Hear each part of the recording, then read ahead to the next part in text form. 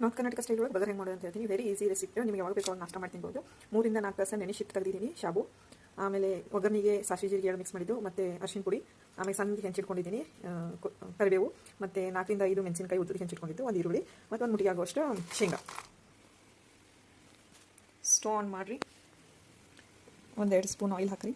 2 ರಿಂದ 3 spoon mix ಮಾಡಿದ ಎಳ್ಳು ಜೀರಿಗೆ ಸಾಸಿವೆ ಹಾಕ್ತಿದ್ದೀನಿ.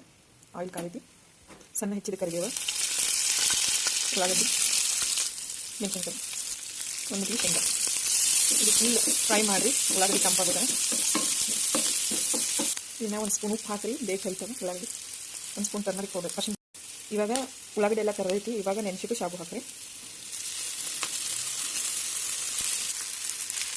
ಆಮೇಲೆ ಇದನ್ನು ಫುಲ್ ಮಿಕ್ಸ್ ಮಾಡಿರಿ. ಉಪವಾಸ ಮಾಡೋರು ಸಾಲ್ಟ್ ಬದಲಾಗಿ ಸಿಂಗಿ ಲೋನ್ ಹಾಕೋತಾರೆ. ನಾವು ಇದು ನಾರ್ಮಲ್ ನಾಷ್ಟ ಮಾಡಿದ್ದೀವಿ ಉಪವಾಸಕ್ಕಲ್ಲ, ಸಿಂಪಲ್ ಆಗಿ.